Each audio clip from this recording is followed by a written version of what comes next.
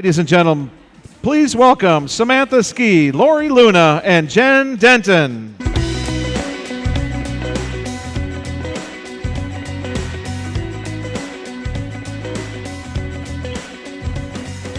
Hey guys, welcome to day 2 of Blog Her Madness. I'm going to hand it over to Lori Luna for some housekeeping details, and then we're going to get deep into the pitch. Great. Good morning. How is everybody? That's what I wanted to hear. Okay, so a little housekeeping today, because yesterday was so busy, we want to make sure you don't forget anything.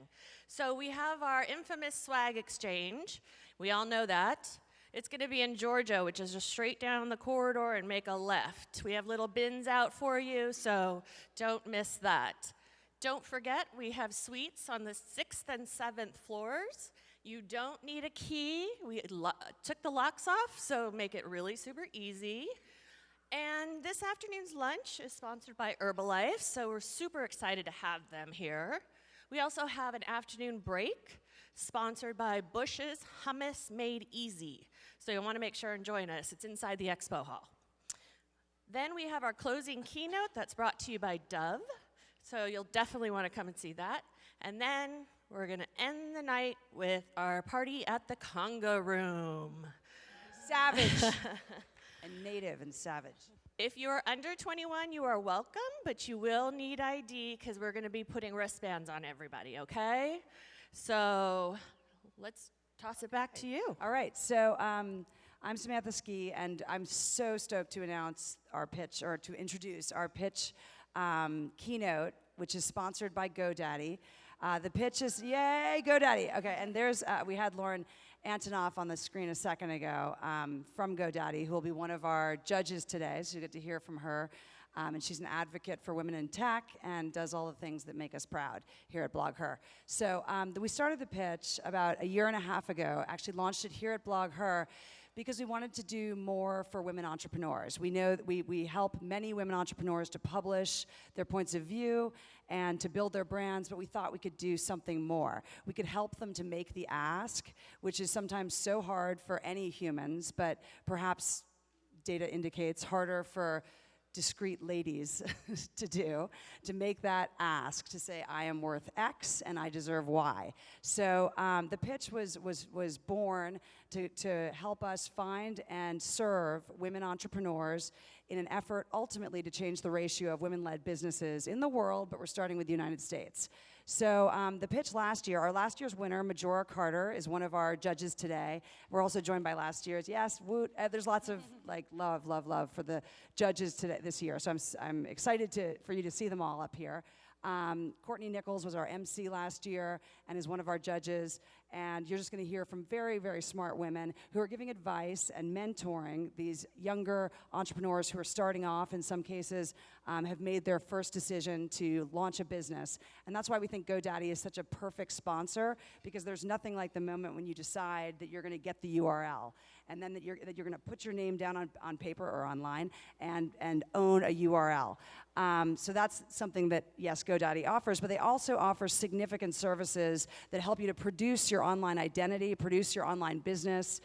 So they're really getting into the game and trying to help young entrepreneurs, small businesses, to do everything that they need to do to build their business online. So so the pitch is one of our favorites at SheKnows, because it does embody our mission to change ratios of women-led businesses, and also to find and support amazing entrepreneurs and small business leaders, and to give them a safe, supportive networks for them to really shine. So I'm going to hand it over to Jen Denton, who's going to tell you about some of the contests that are running right now and some of the ways that you guys can get into the pitch here at conference.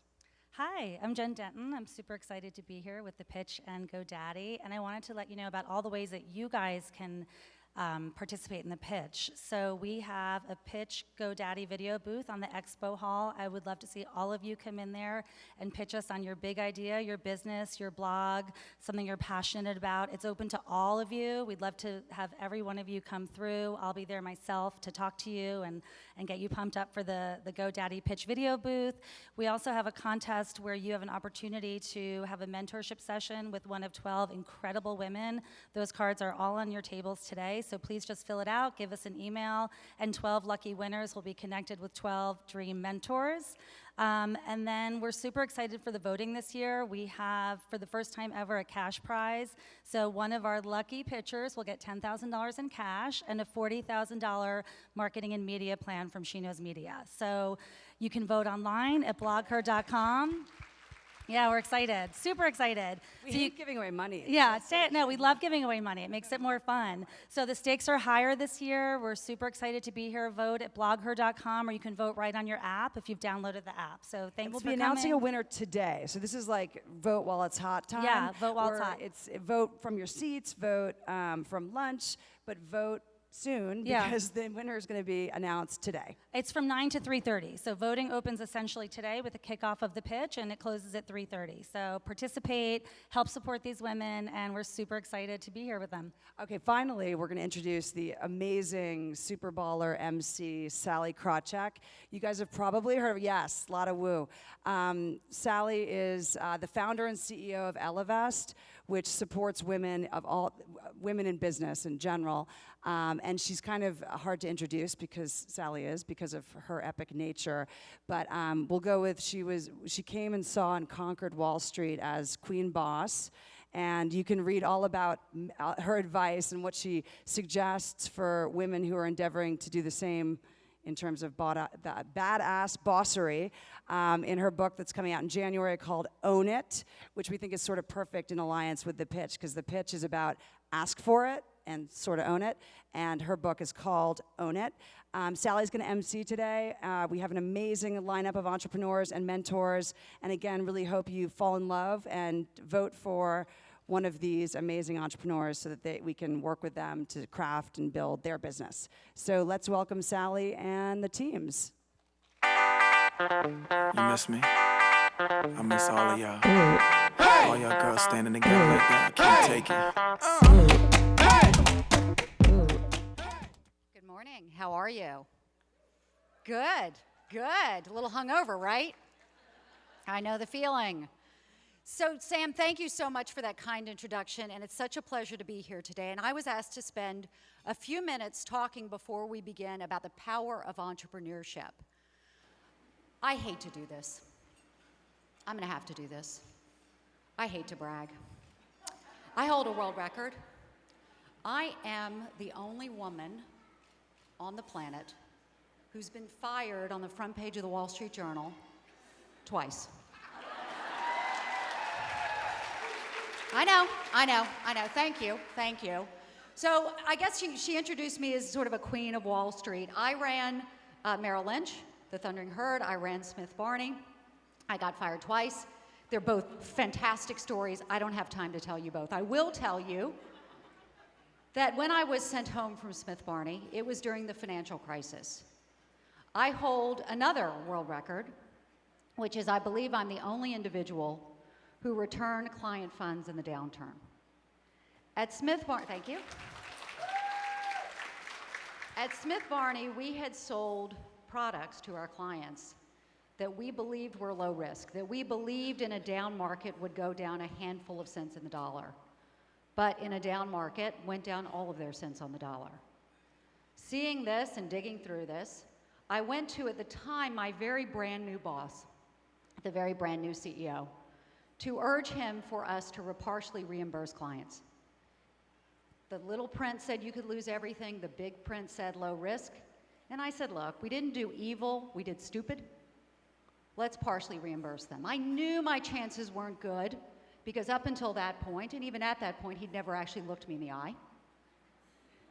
But we went back and forth. He said no, I said yes. He said no, I said yes. I prepared a new analysis. He said no again. It eventually went to the board. Let me tell you something. If you're going up against your boss or the board and you make that choice, I knew that the best outcome was that we would partially reimburse clients, I would win, and I would get fired. And the other outcome is we would not partially reimburse clients and I would get fired. I won at the board, we partially reimbursed them, I was fired. What does this have to do with entrepreneurship? Interesting that's going on right now, because when I was in that situation, I really had one of two choices, or go home. There is something that is so amazing that's going on now. Ago. Today, there's a third option. And that third option is to start your own business, build great. What I see happening, starting businesses is coming down.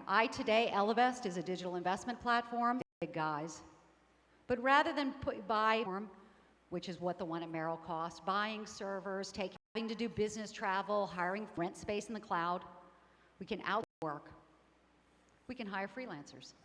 This is unlike anything in our country's history, and women. Digital investment platform for women. Women don't need their own thing to invest. I said different. And we certainly don't need anything that's pink. I'll tell you how I came up with it. As with so many, I was putting on my mascara. Between the second coat and the it doesn't work. And all of us, what? The retirement savings dollars in size, so big, tax increases, entitlement cuts, we've stopped. Why? Because we live 5, 6, 8 years longer than men of nursing home residents or women. Gender pay gap, the fact that we take career break, gender investing gap. We don't invest to nearly the same. The retirement savings crisis is our crisis. Financing. Become positive by a third. I'm on my second eye now. By 1/3. Companies put in place mandated parental leave, less than 20% of country. Puts money in the economy. Close the gender investing gap. Unleashes capital to the markets. So these solutions are a positive, and they're a positive for us. Because we're not investing, if you're making $85,000 a year, you're putting aside saving a lot, you're putting it in the bank. When it's time to retire, you have $1.5 million saved. Okay, not bad. By the way, close your personal gender pay gap, you have another $1.1 million.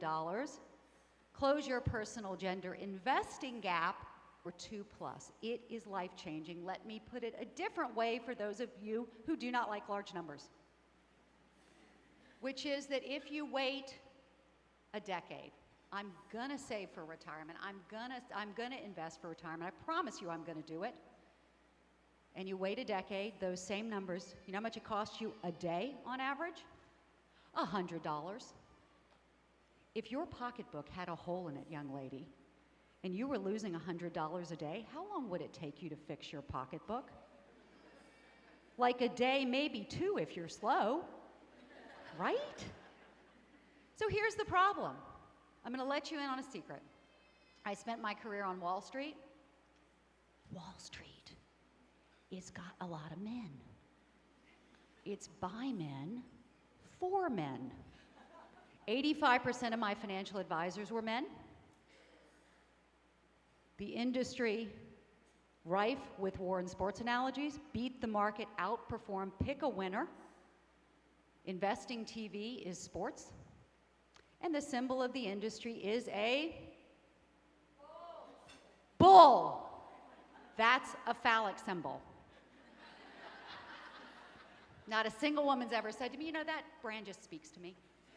I just look at the bull and I'm like, what? I want to invest and put on top of this what you all can help me with, which is the myths that we just do not stand for in any other place out there remain in investing. Boys are better at math than girls. Not true. Men are better investors than women. Not true. Women tend to be better investors than men at the professional level or the individual investing level. Women need more hand-holding. Not true. What it really is men will invest through jargon, alpha, beta, standard deviation, and we women go home and do our homework or have to have someone to answer the question. And the one that kills me is the one that seems so right, which is, well, we just need more women just need more financial education. So do men, but they invest anyway. And so I decided, having been fired twice, to actually ask a different question, which is what we've been doing in this country for so long is saying to women, work harder. You have to invest the way it is today. What if we made investing change instead of having women change? And so I went out, raised outside capital, founded Elevest. What if I pulled together the smartest chief investment officer I know, decades of experience, PhD in applied engineering economic systems from Stanford? What if I pulled together one of the lead designers who redesigned Vogue.com? What if I pulled together a product manager from Weight Watchers? What if I did that? The result, hundreds of hours of research, is Elevest. Take a look, there's a card on the table. I don't care, by the way, you don't have to come and invest with us, just go and invest. And everybody here, we at Elevest give free financial plans. If you are not planning for it, you are only dreaming it and you are not going to do it. And so everybody, there's a code that'll get you to the top of what's still our wait list. Go in, please, and do a financial plan. I'm gonna leave you with one thought before I invite out our panelist. I've had some hard jobs. I mean, I was on Wall Street in the financial crisis. I was a research analyst. I was chief financial officer of Citi. I've had some hard jobs. Being an entrepreneur is harder than running Merrill Lynch. And I'm the only person in the world who can tell you that. It is also by far the most rewarding thing I've done. And again, back to that theme, it's a win-win-win. Because more women starting their own businesses, getting capital to do so, employing more women, serving more women, is not only good for them, but good for the economy, good for society, and good for our families. Thank you all.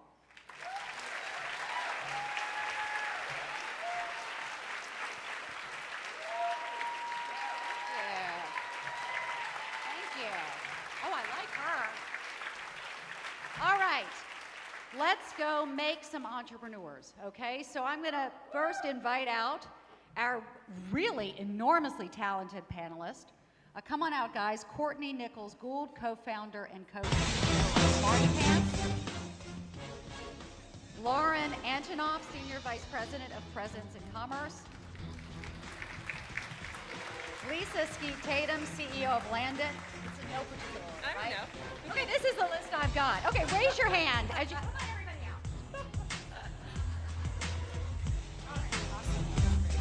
Thank you. All right, everybody. Courtney Nichols Gould, raise your hand. Co-founder and co-CEO of Smarty Pants. There she is. Lauren Antonoff, Senior Vice President of Presence and Commerce. There you are. Lisa Skeet Tatum, CEO of Landit. My friend. Majora Carter, CEO of Startup Box, and last year's winner is Shira Lazar, co-founder, CEO, and host of What's Trending, and Ty Beecham, journalist and style influencer, rocking those shoes.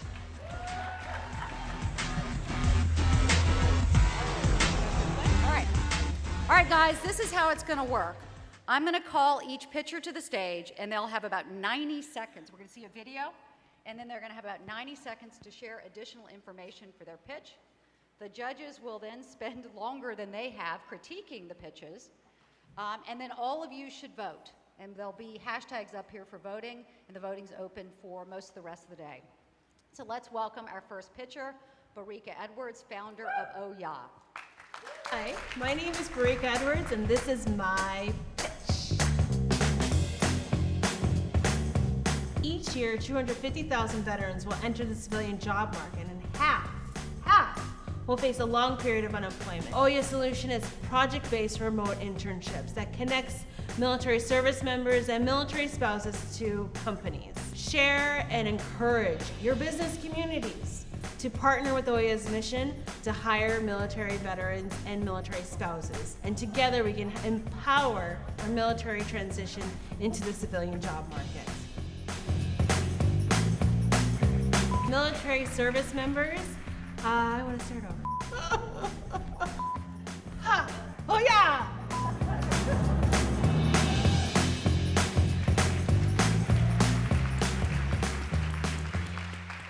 Thank you, Blog Her. Deciding to serve our country by joining the military is one of the most intentional choices a person can make in their life. It's a choice that is both meaningful and rewarding, just as much as it is a sacrifice to protect every woman and man in this room, as well as our family and neighbors back home. I want to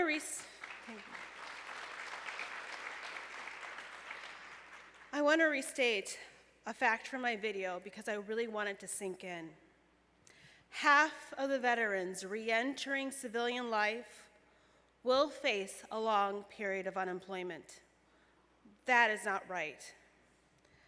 You may be picturing a man in uniform, but let me tell you this, women are courageous and we give back to our communities, and that also includes our country. There are more women serving in the military today than ever before. And our military families need support too. 85%, yes, that's so true. 85% of military spouses find it incredibly difficult to get hired. And life being a spouse and serving our country is a purpose-filled life. And OYA's mission is to empower transition of our military community into fulfilling, rewarding civilian careers, not just jobs. Because meaningful work is so imperative to many aspects of life reintegrating and success reintegrating into the civilian world, including the mental and social well-being. And OYA is doing something quite differently than any other organization or company. So let me share a little story about one of our candidates and how we were able to carve a little passion into his career plan. Greg is a Navy veteran, and 4 years ago when he retired, he found it incredibly difficult to find work despite his tremendous military background. He found OYA through one of our partners, and then we worked together on his career plan and discovered his interest and discovered that he has a drive for entrepreneurship. So what I did, I took Greg in Ohio and I matched him with an equally driven female entrepreneur in New York City to collaborate on an internship project. For 3 months, Greg worked on a business development internship project with a startup in New York City, and he was able to learn and shine in a very flexible, friendly environment, working remotely from home in Ohio. And let me tell you something, that employer in New York City offered Greg employment so that he can continue working with their startup remotely from Ohio. With OYA, service members and military spouses can explore career options. They can tap into free tech-focused educations provided by OYA and our educational partners, and most importantly, build competitive work experience on their resume and build a portfolio. So let's pay it forward to our military.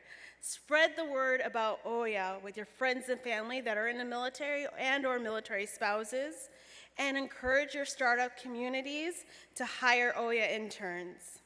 We're a company about encouraging people to go after their passions, so I couldn't leave today without giving you an encouragement. Don't be apologetic about going after your passions. Go for it. Surround yourself with people that inspire you, and especially those with different lenses in life than you, because that can help you to be a great innovator. And these people are veterans. And with OYA, OYA could be your battle cry. Thank you. Great.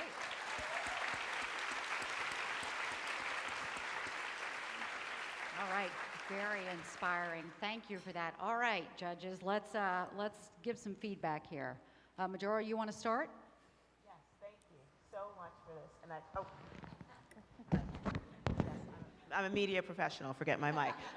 Anywho, sorry about that. So anyway, Barika, thank you so much. I mean, it is such an important thing to be doing. But I've got some questions specifically about the business model. So, how do you charge clients and then pay obviously your own company, but also the internships, and how does that work? So we are a social enterprise, and what we do is we charge membership fees to our companies who are going to be a part of our community. And with that, each company gets 10 hours of project hours per month, and then we use that money to pay for education as well as our operating expenses. Great. What do you mean by education? So we have tech-focused education and career development tools that we provide each military member of our community. Okay, thank you. So how many people are you serving now, and how do you see that scaling over the next few years? Well, one of the most important things that we found within our, with my co-founder and I, is that we wanted to have remote internships because Microsoft, for example, majority of their staff work remotely. So we want to empower military members and military spouses to be able to work remotely. So at scale, there are about 7 million military members, spouses, as well as active duty and veterans. So at scale, we would reach those 7 million. And then there are about 18 million business users right now that use freelance marketplace solutions. So that's us at scale when we develop our platform. Right now we onboard about 2 military members per day. Great, congratulations again on getting here. So 2 questions. Do you provide services or support after the internship to help them make that transition to a full-time position or maybe in another organization? And then 2, what is the largest demographic of the people who are coming to your site, given the diversity of veterans we have? Well, actually, to answer your first question, our focus is education and work experience. We have amazing partners already that are national partners, including Corporate America Sponsors You, which does job placement. We also partner with military mentors so that we can connect people to services. And let me tell you, like, this last 3 weeks have been quite a challenge. We've had a military member within our community that had a crisis, and we were my co-founder and I were very much on top of that to make sure that we do connect them to services that are beyond our scope, because our scope is very specific, but we want to partner with organizations. The diversity of our group, we have a lot of women, a lot of military spouses right now, and we also have like almost every branch represented. Anything else? Which just says, what does the name mean? Oh yeah, so we owe it to our military to pay it forward. Yeah. We owe ya. Good. Well, great presentation. Congratulations on what you're doing. Everybody, a round of applause. Thank you. Thank you. All right, next I want to welcome Stacy Katz, founder of Not Parent Approved. I wonder what that is, to the stage. Hi, my name is Stacy Katz, and this is my pitch. As a mom, I was desperate to find an offline game that could genuinely compete with technology for my son's attention. We wanted to create a fun game that kids and tired parents could have a blast playing on their own or together. Not Parent Approved is an inappropriately appropriate card game for mischief makers 8 and up. Think Cards Against Humanity, but kid-friendly. We've not met a kid yet who doesn't laugh and love it. Join the fun, and please order now at notparentapproved.com. Genuinely compete with screen time with that.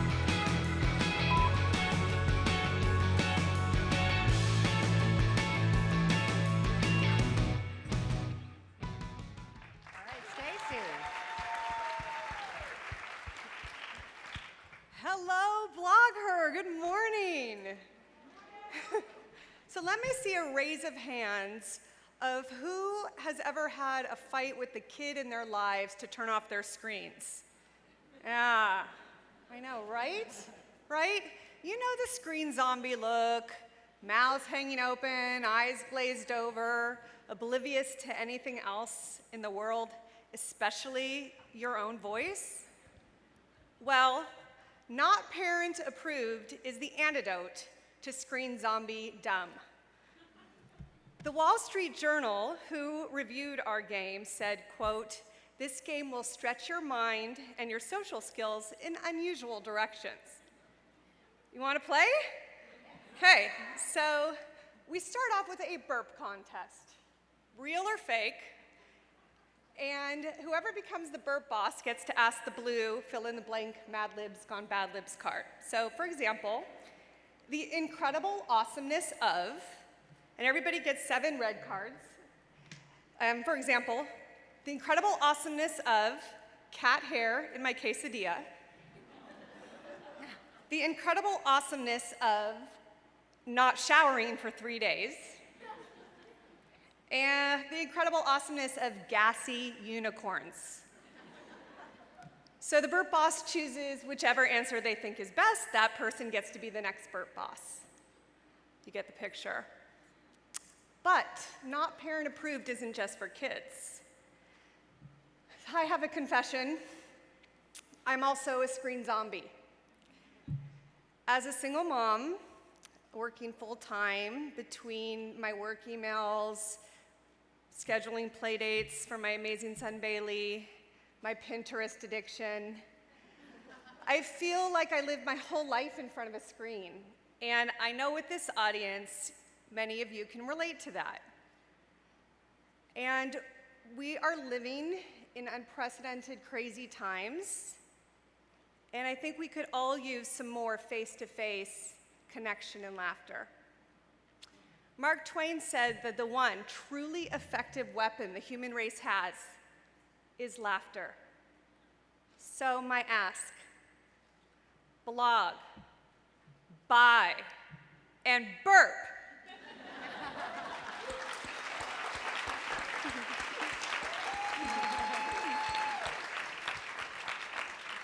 Blog, buy, and burp. Yep. I can't do the last. You could do a fake one. All right, let's start with Courtney. Well, first of all, that was a great presentation. I think you did a really, really good job. And I would just point out a couple things because I think it's helpful for all entrepreneurs to hear this because pitching is such an important part of what you do. I think you did a really good job, one, sharing what it is exactly so that we all can, because if people understand your product and they think, oh, I would buy that, they get how other people would want to do the same.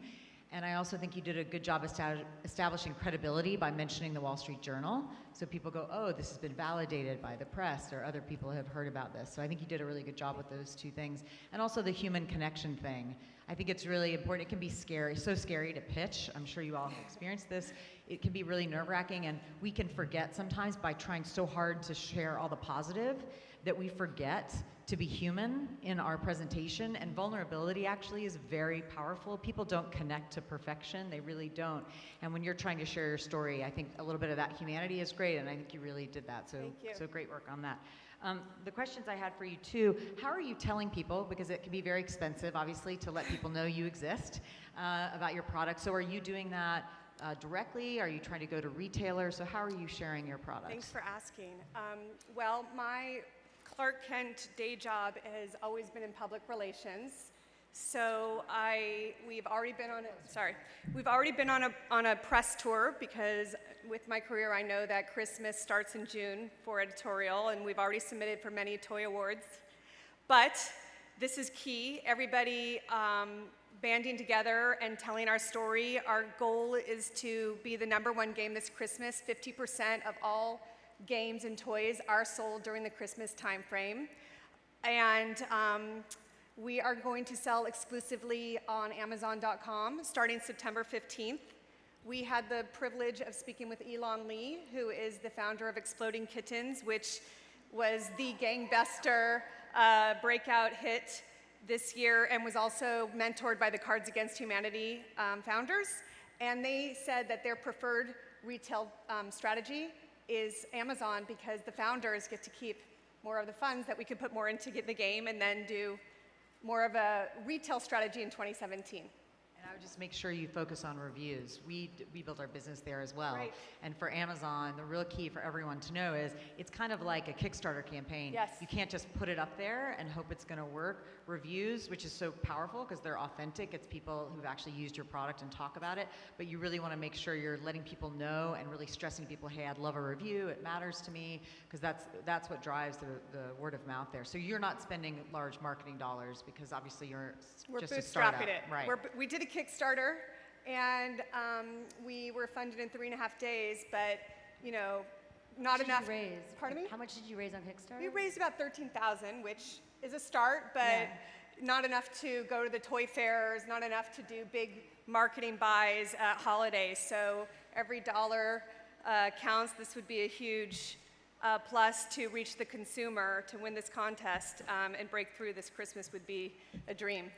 Stacy, what is the price? And great job. I just want to echo what Courtney said about your enthusiasm and also expressing, your pain point and why you decided to create this product. I think pain points are so important in connecting with consumers and obviously in pitching and selling your product as well. What is the cost of the game? Thank you. It's $24.99 at retail. We have a special 30% off for the blogger audience on our site now for pre-ordering.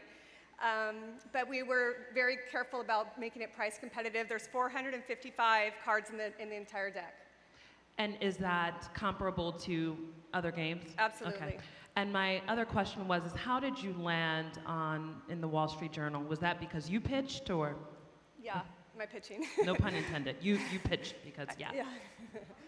Games break through every year, Cards Against Humanity was out of nowhere. Yes. I feel like one every few years has that breakout moment. Absolutely. I mean, they're unicorns, right? Yeah. But we're starting slow. We're not expecting, it would be God's gift, but we didn't even order that much product because we are testing for 2016. So we're basing it based on our Kickstarter response. And the great thing about Not Parent Approved, it's evergreen. It's not just a holiday game.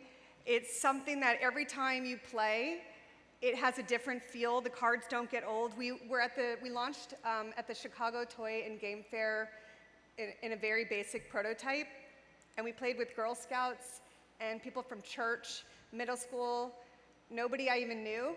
Imagine that.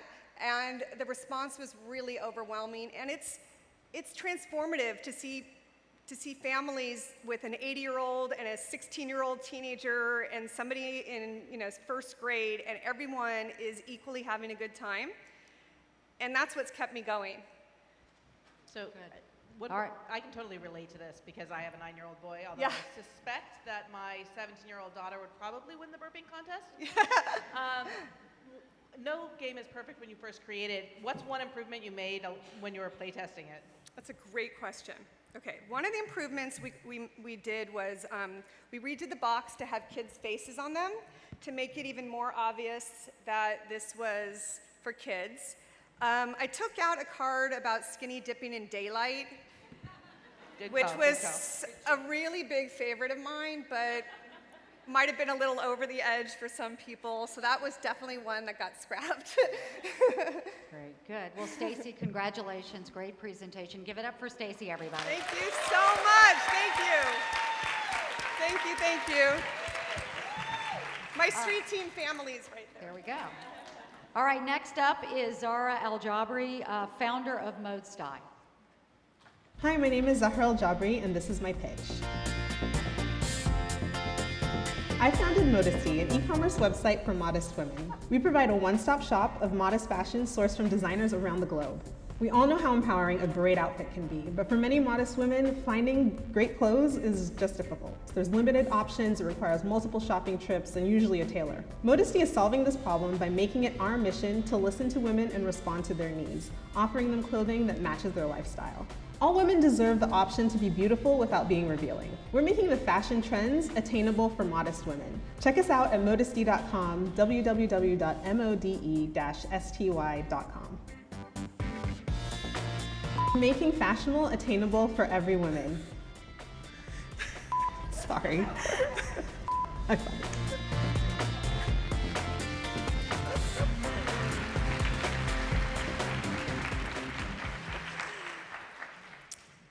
Seeing yourself on video is the worst. I started Modesty for 2 reasons. The first reason was to cater to a neglected segment of the market who was looking for beautiful fashion that matched their values. And in doing so, change the conversation around modesty. It doesn't mean dull, unflattering clothing, and it doesn't mean that you don't care about fashion or that you're oppressed. In fact, the decision to dress modestly is just as powerful and liberating a choice as the decision to be more revealing. In both cases, women are taking ownership of their bodies. Thank you. The second reason I started Modesty was because as a Muslim woman and a woman of color, my values are often portrayed as other and different. And through Modesty, I've been able to bring together women of different faiths and backgrounds to have a conversation that starts on our shared love of modesty, because I bring them in through a pop-up shop, but ends up showcasing that our differences are far outweighed by our similarities. We're all facing similar parenting, relationship, career struggles, and by bringing women together to have these conversations, Muslim, Jewish, Christian, Mormon women are discovering that these barriers are coming crashing down. And my hope is to continue with my pop-up shops and growing our community so that our voices of unity and community can drown out the voices of hate that are trying to divide us. Thank you. So I'm asking you all today to support access to fashion, access to options, and access to the choice to define beauty on our own terms.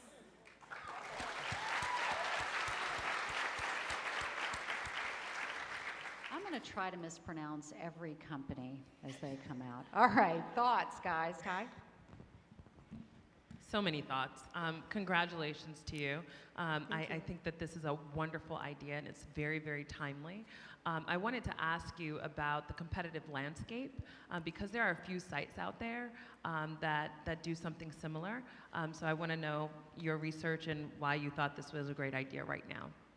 Yeah, if you are a modest dresser, you might be familiar with a lot of different modest fashion brands that are available. And so it is quite a competitive landscape. However, right now it tends to be really focused in on different religious groups. So there's Muslim fashion brands and Jewish fashion brands and Mormon fashion brands, Pentecostal, every group has a brand that's started usually by a faith group because the need is so strong. And I am the only one that's really made it not about faith and really about the clothes because it's a Kate Middleton, for example, there's the Kate effect, which is what happens when she wears an outfit and it's affordable and it sells out and crashes, the company's website. And it's more than just that she's beautiful and has great style. A lot of her clothing is very conservative and modest, and it's hard to find these beautiful, timeless pieces that make you look great and also showcase your style. And that's really what women are craving. So the focus, my competitive advantage is that I'm focused on catering to fashion and that it's beautiful and that coverage is almost secondary, whereas other people are tending to focus on the coverage and so the style may not be as cute, and obviously we want to look cute. What's the pricing of some of the fashion? What are you gearing it towards? Yeah, my price point averages around the $100 mark, and I try and keep everything under $200. I really want it to be in the mainstream, Zara, H&M kind of area, because as you get to higher price points, it's easier. If you can afford to shop at Saks and Bloomingdale's and Neiman Marcus, there's a lot more modest options than if you're at Forever 21. Can I ask, how have you found, and first of all, you did a brilliant job, and this is such a cool idea, and it's really great that you have a very clear sense of what is distinct about your business, which is that you start with the fashion as opposed to it being, right? And you really did a fantastic job. So, thank you. How have you found the press? Because I could see this is such a great story, and the way you tell it specifically, though. So yes, there might be a lot of competitors, but you tell it in such an effective way, And I think you have a point that would be so appealing. How have you found the press, or have you made that a focus in terms of pitching? Because it could be so hard getting in as a startup. You know, you can't just send a press release. That's one of the things I found as an entrepreneur. It's very challenging. Everyone will say, oh, you know, you should get that story in such and such magazine. And you're like, oh yeah, that's a great idea. Do you know the editor? So I'm just curious how that's been for you, though. So what's the press path been like for you? Yeah, press has been a bit challenging because when they see me, they want to just, oh, modest fashion, Muslim women, and just tell that story. And when I want to make it more inclusive, they're like, well, tell me more about what Muslim women are doing. And I'm like, well, can we talk about all women, all people who dress modestly? And so it's been kind of tricky. But recently, just last month, we were featured in USA Today, which I was really excited about. And in that case, I had met someone at a conference who was the business development person at USA Today, and they connected me to the newsroom. And so I had a lot of say in kind of shaping the story because I brought it to them. And so in that case, I was able to make it more inclusive, and I am a multi-brand boutique. So I had them cover some of the brands from the different religions to show how it is multi-faith and talk about it in the way that I described it here. And I would say one other way to go. So if you find it hard to get into that form of press, you can start with business press. I think Inc. magazine, places like that where they're really interested in stories of people starting new kinds of businesses, because what you'll find is if you can get that press, sometimes consumer press will lead off of the stories that are getting traction in business press, and I could see you doing that. So that's another one. I wouldn't shy away from reaching out to places like Inc. and Forbes and some of those places. Right. And also the women-led company, it is a very, very, you know, it's a good hook right now. It's interest to a lot of people. So that might be another option for you. Yes, and one thing I'm also very excited is that I started writing for Refinery 29, and so, yeah. Perfect, very smart, you got it. Yeah, besides press, how are you looking to market out and like get your consumers right now? Or like word of mouth, like what is the plan? Yeah, marketing has been mostly word of mouth. I do pop-up shops and hosting different events and attending events like these. And then a lot of social media. Pinterest has been a great source for me. I have over 15,000 followers on Pinterest, and I really connect with the community there. Women who are looking for modest fashion or who dress modestly. Does anyone dress modestly or would identify themselves in that way? It's something you're really conscious about and you're actively searching for. And so these women are online, you know, direct traffic from Google and Pinterest are my number one and two ways to get customers, and it's because people are typing in dress with sleeves, you know, long skirt that's, you know, fully lined, things like that. So I'm kind of curious about just who is designing the fashions. Do you have do you work with a sort of like a stable of designers, or is it one-offs, or how do you do that? I work with a staple of designers, and I carry their brands in our store, and then I also produce my own label. Yeah. My goal is to build to be the nasty gal or mod cloth for modest fashion. I was going to say, you're like the nasty gal for modest fashion. The opposite. I was going to The irony is not lost. Those words have never been heard in the same sentence Modest before. gal. There we The go. modest nasty Okay. gal, you know? I know y'all have more questions. We can talk more to her backstage. Cool. Zara, thank you. Congratulations. Thank Great you. job. Thank you. All right, next pitcher, Ada Berner, founder of Skill Crush. My name is Ada Bernier, and this is my pitch. By 2020, there will be over 1.3 million open jobs in tech. Yet most of you probably don't know about them or believe that you could qualify for these high-earning and flexible jobs. At Skill Crush, our mission is simple: to provide you with the education and skills that you need in order to access these opportunities. We give women of all ages the support and tools that they need in order to break into tech or build their own digital businesses.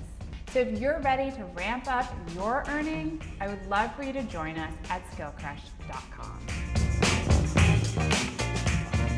I was doing so good before. Woohoo!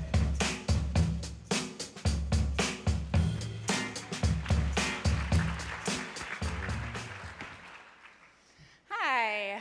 Hello, blogger. Thank you so much for having me today. I'm so excited to be here.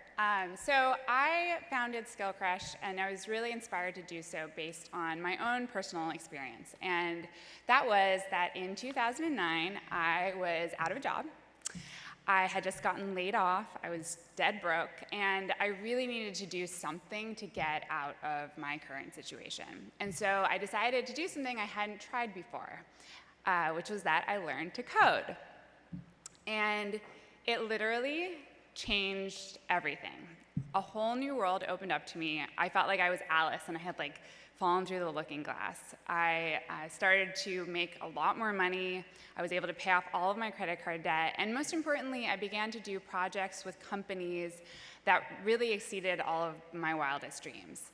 And that experience really inspired me because what I want is I want all women to get the same types of opportunities that I was able to access once I had this new skill set. So my goal and mission at Skill Crush is to demystify this whole tech thing. I really want to tell women, women like you who are super digitally savvy, bloggers, and talk to you guys about the fact that you really can do this yourselves. You can code your own websites, you can do your own design work, you can build your own blogs from scratch, because I will show you how to do it. And it's really important that you know that you don't have to hire someone else to do this work for you. You've totally got this yourself. And what I have found, and what I have seen a lot of students find, is that learning to do it yourself is actually incredibly empowering, and more importantly, it's really financially rewarding. And with design and coding skills, there really will be no stopping you. If you want to have your own set of Kimojis, you'll be able to do that. If you want to design a website or an app, you'll know how to do that. If you want to launch the next huge social network, you will have the skills in order to do that. So at Skill Crush, we teach coding and web design. We teach you how to build your own website, how to design your own app. We teach you how to build your own blog. And I would really, in general, my goal is I would like to see more women taking advantage of all aspects of technology and really using that to push their careers forward and making a lot more money. And I would really like it if you would join me in helping women to really own technology and kick ass, one online class at a time. So please join me at skillcrush.com.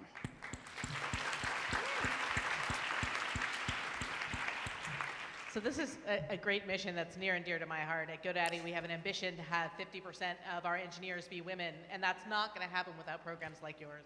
So I support that super mission. important. Let's make it 90%. No, I'm just kidding. I say educating the women is half the battle. There are very few companies that are really soliciting candidates that come through these kind of training programs and not coming out of big universities. What are you doing to educate the hiring companies about hiring candidates with more diverse backgrounds? Yeah, I mean, it's complicated. I will say that our focus, because for our audience, they're really looking for flexible and remote work.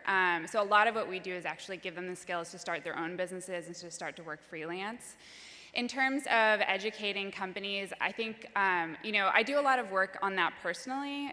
It's a much longer road. I think that what is amazing about technology and technology skills is that I think it's really important that women know that those companies aren't gatekeepers for them to make money. So it's not, I don't think that they need to wait for those companies to hire them and decide that it's worth their while, but I do think that the companies could really benefit from doing it and diversifying their workforce.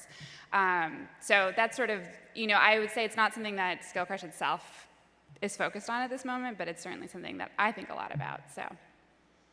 How is your program different than the other programs out there? Obviously, it's female focused, but besides that, whether it be pricing or the length of the program, like anything around that you want to share? It's a really big hot market. So I've been in business for 4 years, and it's been insane to see how this market has grown in that time. In terms of what we do, for us, it's so driven by our audience. And our audience is 80 to 90% women. And it's women who, many of them have families. So what we think a lot about is we're very beginner friendly. That's really important. So there's absolutely no prerequisites to do our program, which is the kind of thing that I think a lot of these other programs say that they have no prerequisites, but there's sort of a lot of things that, people don't tell you that you need to know going into these kinds of programs. So we work very hard to make sure that that dynamic doesn't play out, because I think that can be really alienating to people who are coming into tech without a lot of background in it. And then we're online. We think mentorship and support is a really important part of it. So this is not the kind of, we do a lot of video tutorials and things like that, but it's not a self-serve model. It's a model where we very much guide the process. You get an instructor. You can email back and forth with that instructor. You get mentorship, that kind of thing. Over how long can you graduate? Or like, if Yeah, so our standard programs are 3 months long, and the price point's really affordable. It's $400 for that program, so. And how many people have you trained so far in the last 4 years? I think that it's funny, it's interesting, because I think about it so much on like how many people do we have at any given time. I'm guessing that our number for total is probably around 15,000 students, but we're enrolling like 500 to 600 students a month, meaning that we're serving 1,500 or so at any given time. But it's grown kind of exponentially in that time. Have you raised money for the So when I started the company 4 years ago, I did an incubator and I raised $75,000. I actually paid 50 of that back because it was a convertible note and I didn't raise money right away.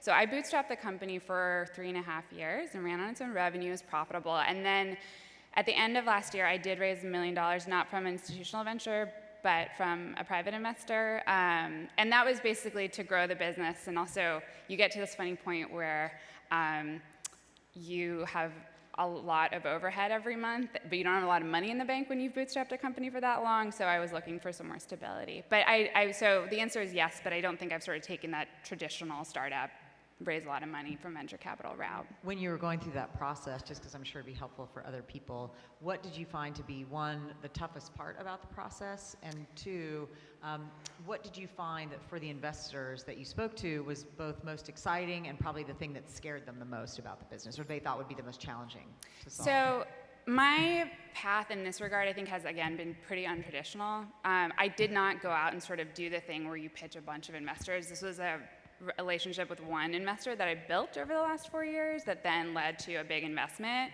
I will tell you that when I first started the business, I did a lot more of the pitching and kind of going around. And at that time, I mean, there were so many different things that were hard for them, and I think maybe Sally has experienced this. Obviously, the focus on women was like, it was like eye roll. You know, like our numbers are flipped of what you see in a normal tech education company. So normally you're having 70 to 80% male audiences. Ours is flipped. And I mean, there was no frame of reference for that. They didn't believe that that was possible. They didn't believe I could build a business that was going to be profitable and viable and scalable based on that audience. And so, I mean, I think a lot of, you know, I sort of was like, okay, fine, I'm just gonna do it.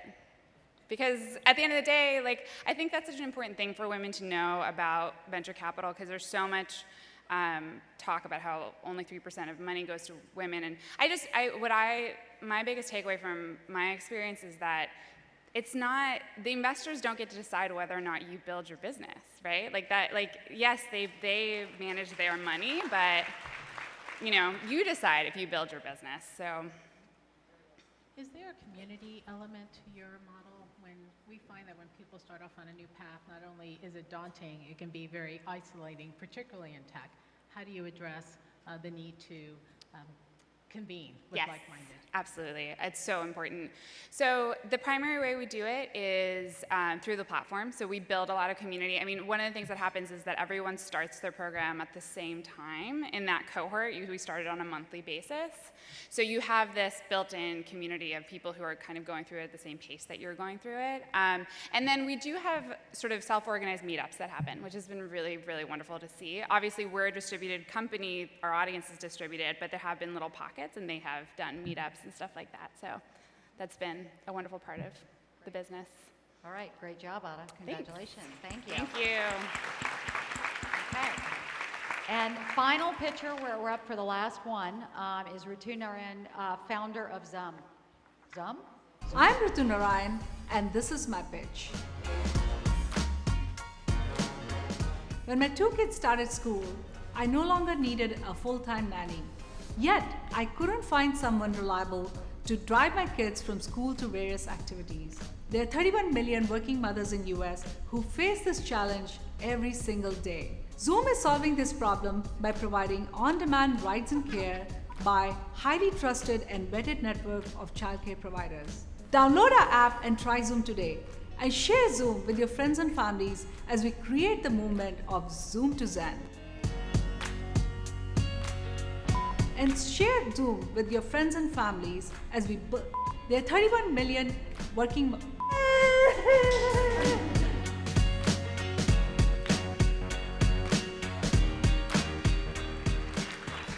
Thank you.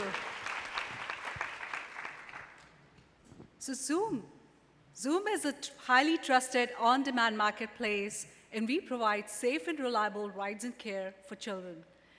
At Zoom, our mission is to empower working women using technology and help them excel both personally and professionally. The idea of Zoom came out of a very personal experience. 3 years back, I was working at eBay, and both of my kids started going to school. Like many of you in this room, I suddenly felt this pressure of being in 2 or more places at the same time. And didn't need a full-time nanny, but finding somebody trustworthy and reliable to pick my kids from school, take them to activities, and even take care of them while I was still at work was very challenging. When I looked around, I realized it was just not me. There are millions of women who face this challenge of choosing between their career and their kids' development every single day. So that's where the idea of Zoom was born. Sorry. When I looked around at all the existing solutions in the market, there were 2 major gaps that I found. First, all the ride-sharing solutions, they auction the rides, and so every single time you get a different driver or a random driver, and that causes a huge churn for the families. And secondly, all the solutions in the market only provide point A to point B solution and no care around the rides.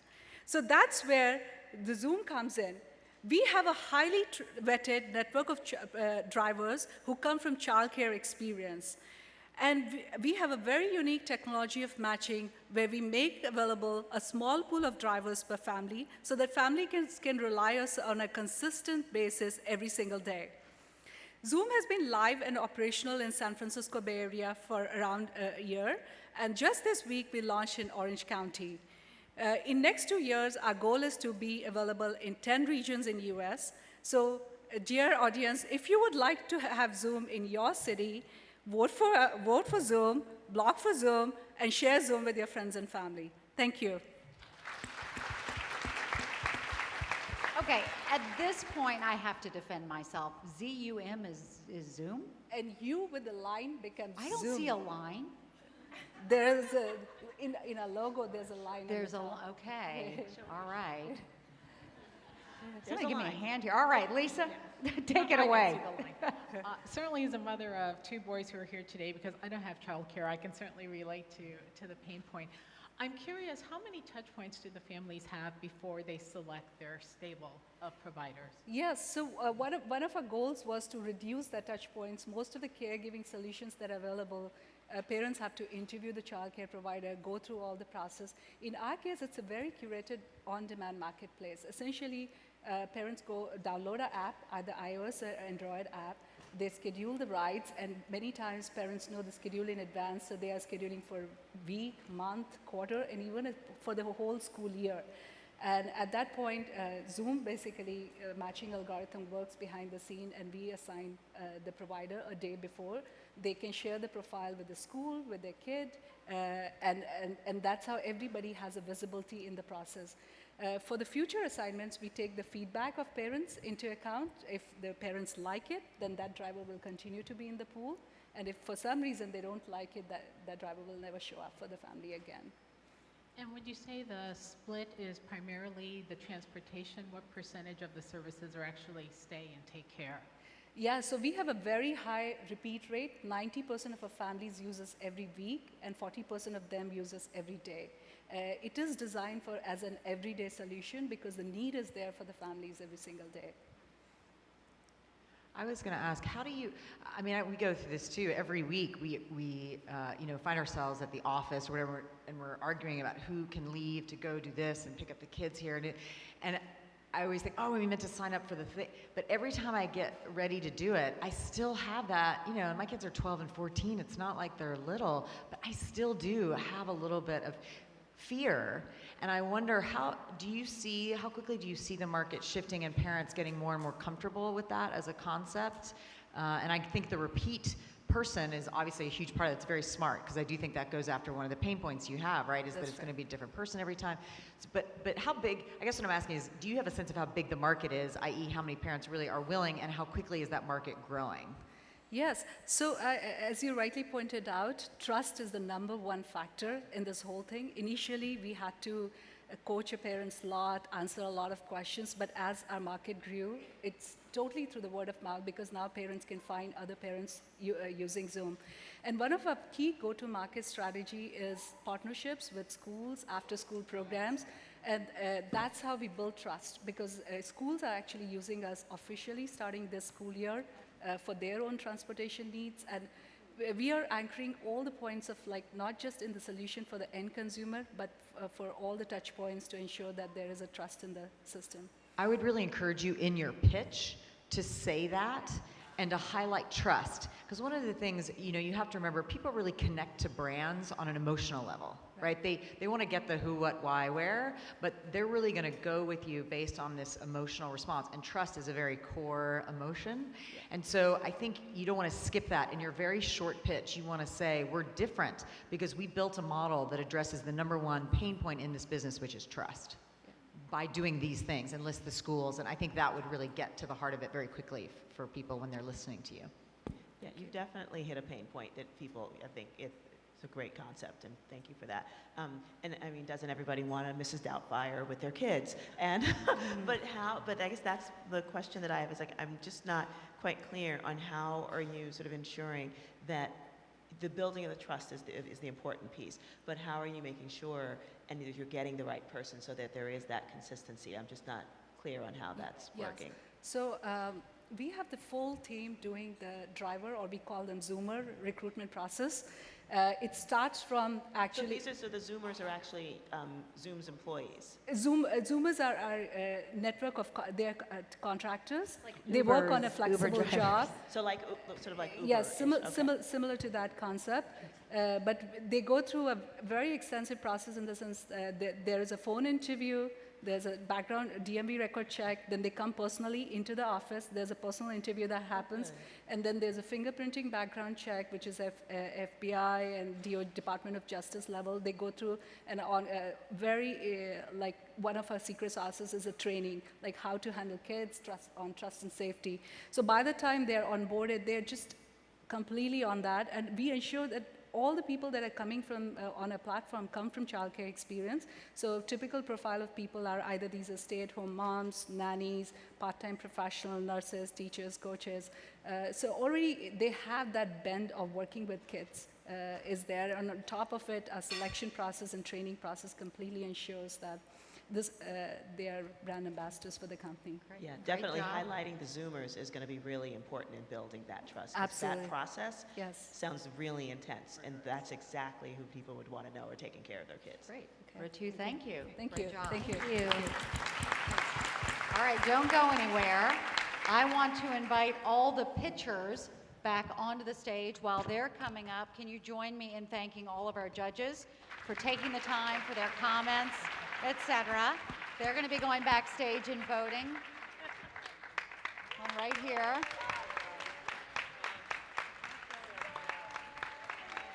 Can we all give these guys a huge, huge round of applause?